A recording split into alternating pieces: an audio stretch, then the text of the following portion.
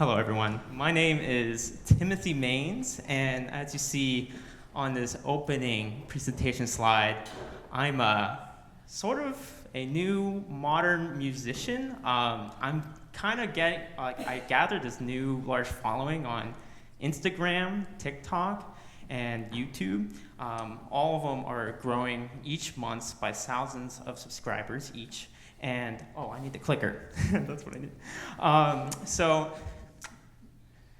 My name, and I'm a professional trombonist. My handle is Trombone Timo, and as the introduction says, it's anywhere in between skits and serious professional playing, and everything in between. So I'm sure you're wondering, do you make any money? And and I'm happy to report that this has become a full-time living for me, and I am currently doing social media full-time in addition to going to school. And so I'm super grateful that it's worked out in the way that it has. But before I elaborate more on that, let's start from the beginning. So back in the day, I didn't like taking pictures of myself at all. So this is like one of the only pictures I found while I was studying in Chicago at Northwestern in December 2020. Had a lot of free time. This was a time, the pandemic was at its peak. So everything was online. My workload was like cut in half. And I just had a lot of free time, and I also had pressure in the back of my head because I knew as soon as I graduated, I'm just going to be an unemployed musician during a pandemic. And so this was actually a time where I was really worried. I didn't know what I was going to be doing, truly. And so I started a TikTok. And December 14, I posted my first TikTok, and if you were able to squint and get your binoculars, my second video is a video I posted straight from my Instagram onto TikTok, and in the first day, it garnered 62,000 views. The next day, it was sitting at around 200,000 views. And then the next video I posted within an hour got 10,000 views. And that was also straight from my Instagram. So this is these are just videos I was making before I was even getting paid to do so. And it was just something that I literally was pacing back and forth in my room, just oh my God, this could be something I could do, because I've been using YouTube and social media all my life, just watching other people. And I know that it could be a living for them, but I knew I had my work cut out for me. So please boo me as you witness my first video that I posted to TikTok. It's as brass players, just for some context, we have mutes that we are supposed to bring to rehearsal. And on this rehearsal, we were just rehearsing one soft movement in a Mahler symphony. So there was really not much trombone playing. And I just so happened to forget my mute. So I thought it would be a good idea to take my friend's mute instead of looking like an imbecile. So without further ado, remember the instructions now. You have to boo. There we go.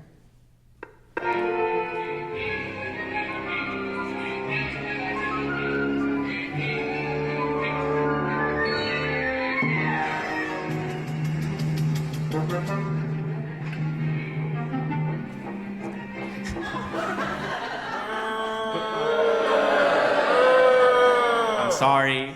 Do not ever do that. In fact, in the comment section, I got a lot of comments being who does this kid think he is? That's absolutely not proper behavior. And that was my first lesson in social media. Is you are literally a role model. And so if you do actions like these, you might encourage more of that among your younger peers. So it was a good learning lesson, But yeah, despite your boos, I kept posting. And I still was getting some like serious successes. I posted a PMF video that got 25,000 views.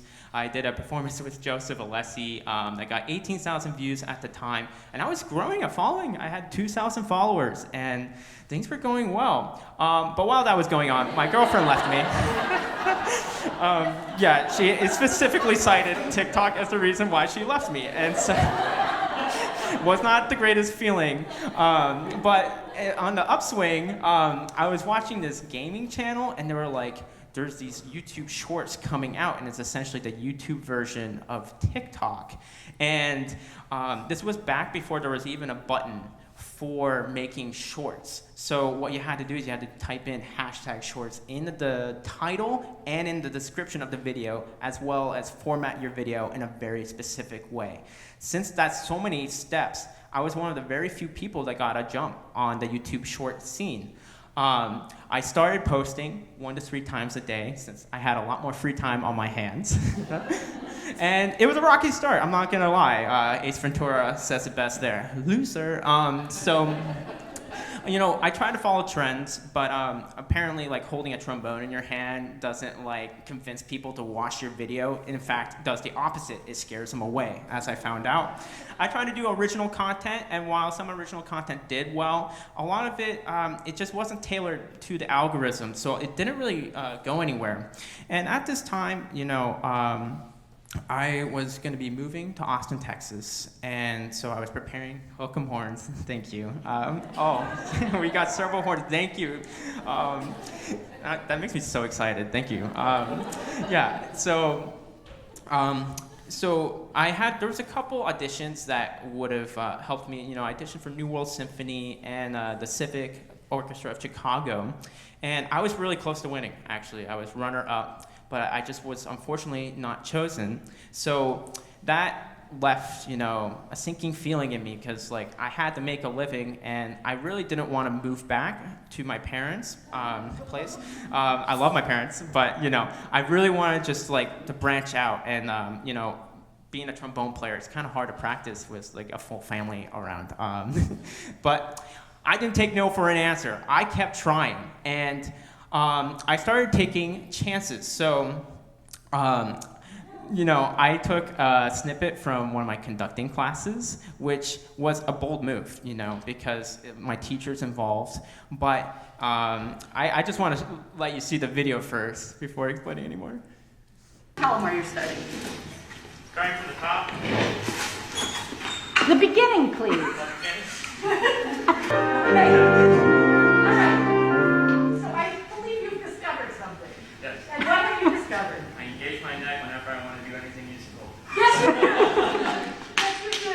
So these conducting classes, that was the very first in the series. I unfortunately couldn't get the ones I really wanted to show on the screen. But, I posted that video, and that was a big chance because, that lady, she seems very strict. And her name is Mallory Thompson, Dr. Mallory Thompson. She works at Northwestern, and she's an icon in the band conducting world. But, it was a big chance because when I posted that, it got 200,000 views. And within the next class, she was aware. But luckily for me, she absolutely loved it, which was a best case scenario. In fact, she upped the ante. She's like, "Oh, I'm gonna give you some content." And so, she upped the ante, and if you want to see more of that, it's on my page. Like and subscribe. But anyways, I made another series where, and this was actually what got me about 50,000 followers on TikTok, is where I made a series where you had to guess a song in 3 notes or less, or 1 second or less. And this is where I learned that when you make a series where you do the same thing over and over, people tend to hit follow because they know what to expect from you a little bit more. But I think, as you'll see, there is a little gimmick. And also, Music challenge. You're part of this challenge. Just letting you know. Can you guess this meme in 3 notes? Big trombone $$ says you'll definitely get this one. Hint, wah wah wah. Just 3 notes. And you got a slam plus if you get it. You got a slam plus if you don't. Okay, Ready? So who knows the song? Can we have a raise of hand? Scott Reed, please. Let's do it all. Is that the name of the song? What's the artist? Who's the artist? Give him a round of applause, everybody. Mr. Scott Reed, you just won big trombone dollar. Congratulations. But yeah, people, this video alone, you'll see a chart. It gave me a stupid amount of subscribers on YouTube as well, like 60 days after the fact I posted it. It was really remarkable. I also did another series where I take really ludicrous songs to play on trombone and just start them really slow and play them faster and faster every day. So you'll see one of the results right here.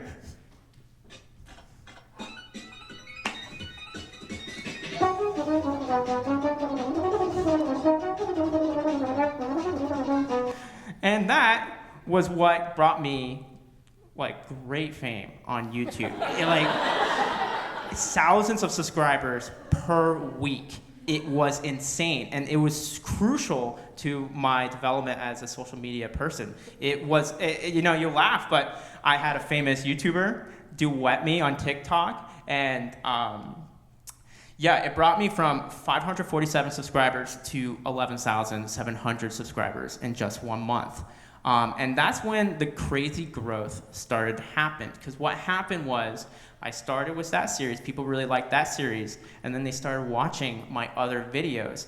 And when that happens, YouTube sometimes realizes that some videos are actually really good for the algorithm. So I had some videos sitting at 3,000 views, 2 months later get 4 million views.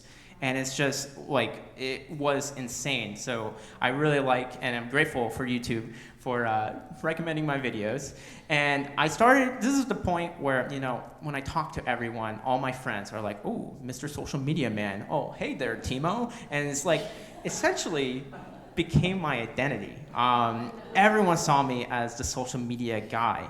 And that's when it hit me that there was some potential here. And while, the fame is great, it's, it's kind of funny. I really had a big picture in my mind. And this is when I started developing some goals with what I wanted to do with this popularity that I was getting. And so I wanted to bridge the gap between the classical music world and the mainstream media world. Because at the time, especially in this industry, there's a lot of people who just don't post to social media, and you don't see a lot of content from all the famous icons, brass icons, woodwind icons, string icons that you see show up here at the Music Academy, for instance. I realized that I was in a position where I could be a role model for a lot of people, just showing I'm someone that just works his butt off every day. I'm not someone that had a naturally, I'll admit, I'm a little talented, but I really worked hard to realize that talent. Every day practicing hours and hours and hours. And I translated that work ethic to social media, where I started posting every day, 1 to 3 times a day. That's a lot of work, even for a small little TikTok, just to come up with those ideas. And it's really daunting, because you're putting yourself out there, and you don't know how people are going to react. Luckily, they reacted really well. And I also wanted to make people's day better. Monetization started happening, so I was starting to see small checks in the mail, which was incredible and really reassured me. I'm like, oh my God, it's actually happening. I can make this a possible career. Wasn't much, but it was a start, So yeah, Texas happened, and long story short, I luckily was able to use some of my connections to get some students. I got 25 students. So I was teaching private lessons. I got my old orchestra job back in a regional orchestra, Central Texas Philharmonic. And yeah, I was also preparing for auditions. And this was a time where it was really difficult for me to really focus on 2 things at the same time. So I actually took a break from social media to prepare for orchestral auditions. And I put in all this work. I even made a audition series where I talked about my preparation process. But yeah, it just didn't work out, and like I put in so much work practicing trombone only to get like cut in the first round because I made a silly mistake. And so I was like still again hitting like a wall. Like, how can I balance these two worlds? How can I, be a chameleon and like put on the social media hat and then put on the classical trombone hat? It was still a struggle, despite the fame. I was struggling a lot, and it took a lot of time to just get any momentum. Oh my, whoa, hey there, slow down. No, okay, and that's the performance. Thank you, everybody. I felt a pressure to do something because, I wasn't necessarily happy in Austin. It wasn't what I saw myself doing a long time. I wanted to play in an orchestra or in a professional level ensemble, in addition to just like having a more meaningful social media presence. And so, there's a huge learning curve. The YouTube thumbnails, they're important. That it's what causes you to click on a video. The first 3 seconds of any TikTok or reel, that's like when you make an idea, you have to think the first 3 seconds first before you do anything else. You have to learn video editing software, audio editing software. You need to learn how to use all these programs, which take a very long time, and you have to learn how to use all these like audio equipment, mics. It forces you to put on many hats. And so it took a very long time. In fact, there was a huge 6 months lull where I just wasn't seeing a lot of views, and I wasn't seeing a lot of success, but I was learning a lot as I was doing that.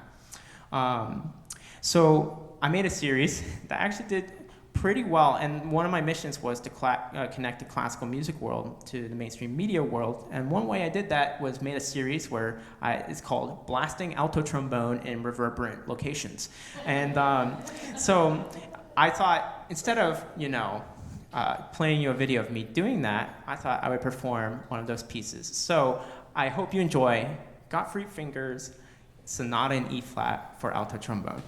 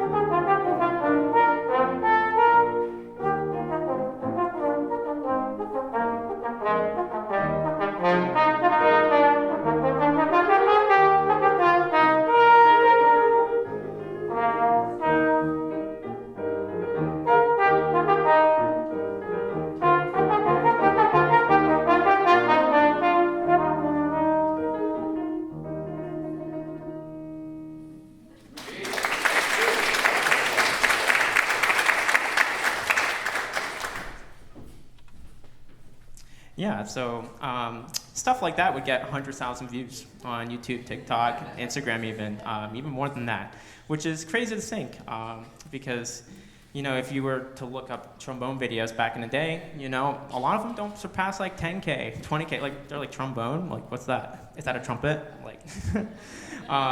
Anyways, okay.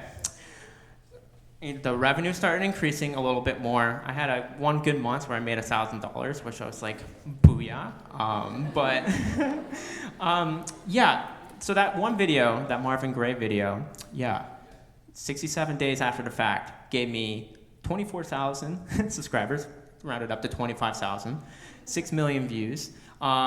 This is when, I got to April where I figured out something in the algorithm that really made it tick. And it was a series where I just examined cartoons involving trombone and see if they got the slide positions right. They were 30-second long videos, and they got millions of views. And this happened right around the time I got accepted into Music Academy and I got accepted into Yale.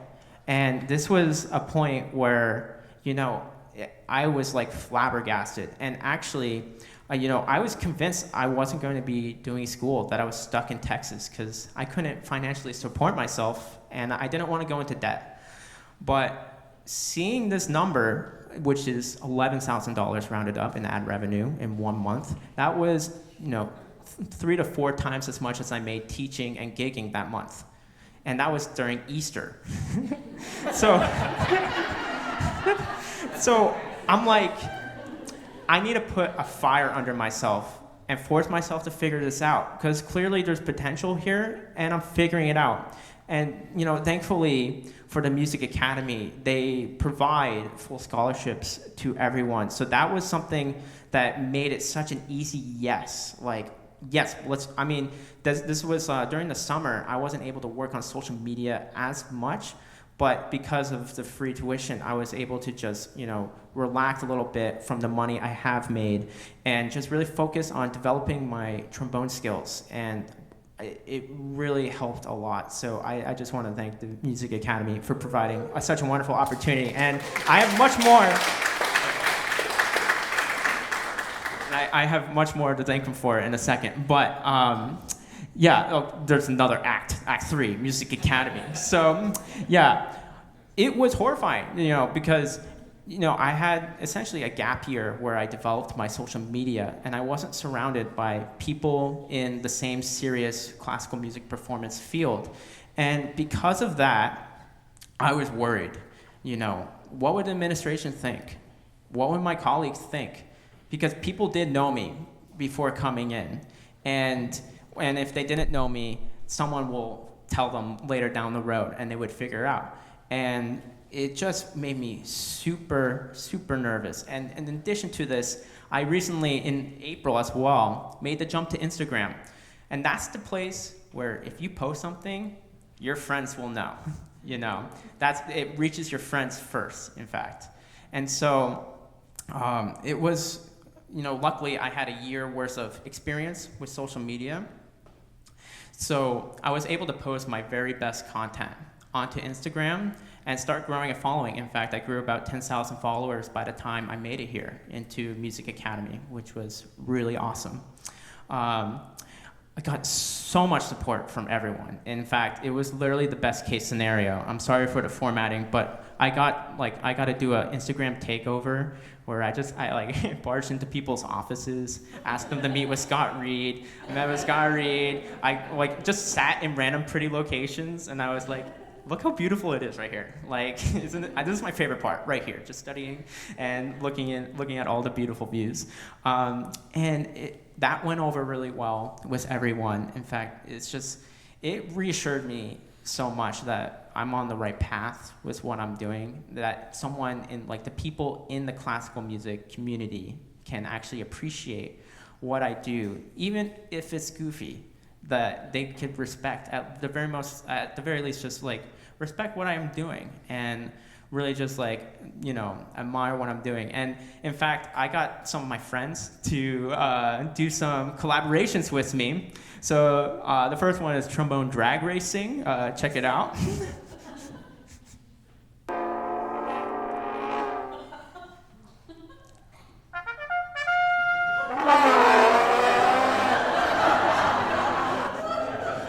And that was taken right at the Westmont track field. And I got 500,000 views on TikTok. Booyah. And this next one, so my friend Victoria, she is one of the 30 hot classical musicians in Canada. And I was just like, hey, I want you to watch the video first, and then I'll explain. Hey, my trombone's broken today, so I decided to become a concert pianist.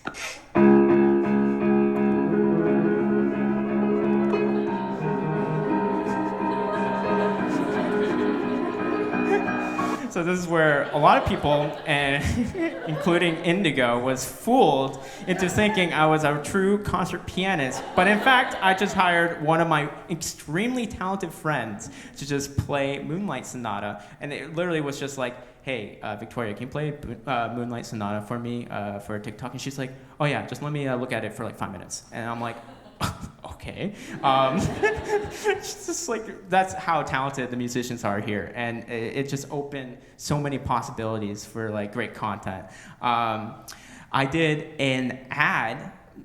So I got contacted by a French horn player from the New York Met. And she was like, can you help me like advertise my pencil holder for brass? And I looked into it. And Weston Sprott was one of the sponsors of this product, and I was like, hey, Weston Sprott's coming in, like I can do an ad read with him to promote your product, because he was a sponsor. And surprisingly, he said yes to doing a little video. So without further ado, why don't you pencil that in your part? you got it. My name's Tim, and I forget my pencil to rehearsal until I got the brass switch. Installation is easy and works on all brass instruments. Turn Weston Sprott's frown upside down and buy a brass switch today. And it went over really well. In fact, it went so well that I got a lot of calls from a lot of other brands asking to collaborate with me. I actually did like 3 more of these videos in the series. And in fact, I was there last weekend playing with like Denson Paul Pollard and a bunch of other Met musicians. Just doing, we made probably like 4 or 5 ad posts that are still in the works, but one of them was just released and it got like 100,000 views in the first day. And the incredible thing is that, this is classical music that is, it's like intertwined with an ad read, intertwined with entertainment, which is like a ludicrous combination, but these ad posts sometimes do better than my regular posts, which was pretty insane, and just opened a door and opened my mind to so many possibilities. And it was thanks to the Music Academy for making that connection happen, in fact. And I'm, on the lay low, the Metropolitan Opera is looking for a social media person, and the French horn player is suggesting my name. So, yeah, it's an incredibly fortunate series of events, and I definitely got lucky, but it wouldn't have happened without the Music Academy. So I'm really grateful. This is the point, my social media following. This is YouTube, TikTok on the top right, Instagram on the top left. In fact, Instagram's now at 60,000. That is old news. From 55,000 to 60,000 followers. And it's literally, this is becoming a lifestyle, and it's getting huger than I could have ever imagined. Ad revenue made about $39,000 this year alone. Have 350,000 followers, and every month it's, the stats tell me that there's like over 100% growth in a lot of areas, and I'm just trying to keep the momentum moving, and opportunities like these are cropping up, and like I'm literally in Santa Barbara, like in the middle of October at Music Academy, which it's surreal. And while all the fame and whatever you say is great and all, I realize that I'm now in a really good position to help shape the classical music community and shape it in a way for the better. I recently collaborated with a woman named Sarah. She has a handle, Sarah Plays Trombone. And she has an Instagram channel where she just documents her practice, and she has 30K followers and has seen a lot of success. But then when she got accepted into Juilliard, and she went to Juilliard, and she all of a sudden stopped posting. And I was like, wait, why did she stop posting? And I met her just like by coincidence when I was doing some YouTube stuff in the New Haven area. And I thought she was a really nice person, so I asked her to collaborate last week. And she told me that she had a really tough time because when you're a female brass player doing social media, you have two targets on your back in Juilliard. You're getting made fun of for the social media, and you're not getting respected in the way you normally would if you were probably a guy trombone player. And in fact, I saw that firsthand. In a couple of cases, we saw some guy trombone players, and they were treating her kind of weird. And I was really disturbed by that. And I sat her down and I told her you need to start posting again. You need to realize that whatever people say, it's not because of you, it's because of them. And I went through the same thing, and I go through the same things, but it's not the same level you're going through. And you're submersed in a Juilliard culture where it's extremely competitive, and people don't get the social media as much as you would in other communities. So I sat her down and just told her, I just gave her the biggest pep talk of my life. And she's now starting posting again, and I also got her hooked into some of the brass switch ads with the Metropolitan Opera people. And that was just one example of where I realized that I can actually make a positive impact on the community and really just help shape it to be a better place than where we first found it. So I am just brainstorming now, just any way I can to continue that ball moving forward. I would love to help other music communities, those that are trying to get their positive message out there. And I want to help them through the social media front, because there's really no one in this industry that's doing social media, at least in the classical niche. And because of that, it's just so much harder for them to get their word out. And I have so much experience, and I am really flexible with what kind of content I can make to go more viral than usual. And it just requires some technical know-how. In fact, on my most recent brass switch post, I played Toccata and Fugue, which is a popular piece. A lot of people love it. But little did I know that there is this new meme called Blue Lobster. And I didn't even know this when I posted the brass switch ad. And essentially, the meme is, you click on something, and then all of a sudden, a picture of a blue lobster appears, and then Toccata Fugue plays. And so, when I made the brass switch ad, I got a lot of comments being like, did I just get blue lobstered? What?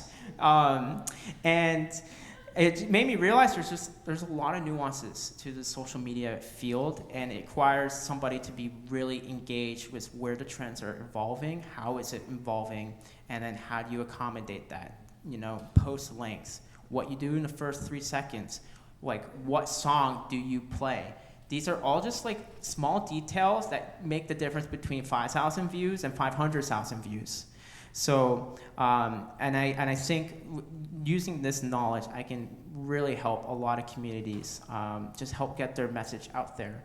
At the moment, I'm currently working with one brand right now, but I'm trying to expand my reach because I'm not really in it for the fame. I'm in it to help this community and help connect it to the mainstream media world, so we can have more audiences, more younger people, more people around the world engage with all the incredible things we do as musicians. And we do a lot of incredible things, as I'm sure you're already aware of, because you see it every summer.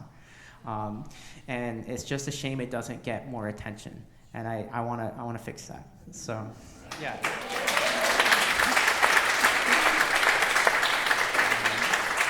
Yeah, so thank you, Music Academy. This opportunity in particular really inspired me in so many ways. Just the fact that you see the value in what I'm doing. You're the very first people to see value, and it means the world to me, and it inspires me to work as hard as I can to keep taking my craft to the next level, to make as positive an impact I can make. as things are coming to close, I'm still working to be a professional trombone player in an orchestra, and I'm practicing really hard every day. I am finding a balance between these two worlds, and I think they can actually cooperate very well. As you see with the Brass Switch ad, and as I said it with Sarah on Instagram, I'm using it to help promote diversity, help promote equal opportunity for everyone, and support programs with a good cause, and bring the mainstream media world. I really would love to get big YouTubers involved with what we do, just to cover it or just involve in it. I think there's a whole world of possibility, and I have so many ideas already. So it would be really incredible if I can make that happen.